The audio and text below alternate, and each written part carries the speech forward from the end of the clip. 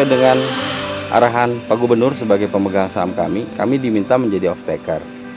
Nah, kami dalam rangka menjawab arahan tersebut tentu mencari produk-produk yang memang mampu berkompetisi di pasaran, sehingga kami membuat semacam namanya model bisnis begitu. Model bisnis ini harus menjawab bahwa pendapatan petani bisa meningkat, bahwa kami sebagai off-taker bisa menjual produknya, bahwa dari sisi perbankan juga perbankan mau memberikan atau menyalurkan kreditnya, sehingga proses petani milenial ini betul-betul melalui sebuah proses yang cukup panjang dan asesmen yang begitu ketat, karena tidak boleh gagal, Kang. Kenapa? Karena kegagalan di tahap 1 ini akan menyurutkan langkah di tahap berikutnya. Tetapi kesuksesan di tahap ini tentu akan menjadi pemantik semangat untuk tahap-tahap berikutnya. Dari sisi klaster pertanian yang sudah sampai hari ini tahapnya sudah selesai verifikasi dan klarifikasi atau kami sebut proses sinkronisasi, itu di komoditi tanaman hias. Dan tanaman hias ini insya Allah akan ekspor ke 6 negara Eropa. Jangan salah paham bahwa tanaman hias yang dimaksud itu tanaman hias yang sekarang tren di Indonesia, bukan, tapi memang tanaman hias yang memang menjadi kebutuhan masyarakat di Eropa sana.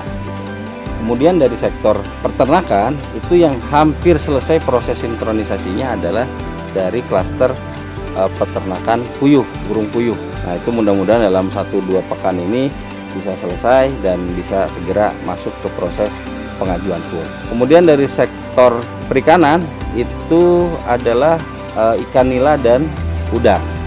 Ikan nila sudah mulai budidaya, udang masih dalam proses penghitungan sinkronisasi dan mulai magang. Untuk klaster kehutanan kemungkinan yang akan masuk adalah budidaya lebah madu, tapi ini masih proses klarifikasi dan konfirmasi, masih proses sinkronisasi, belum selesai.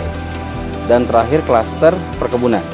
Nah, klaster perkebunan ini mungkin menjadi klaster terakhir dalam petani milenial. Kenapa? Karena nanti konsep yang akan kami ajukan adalah konsep agroforestry.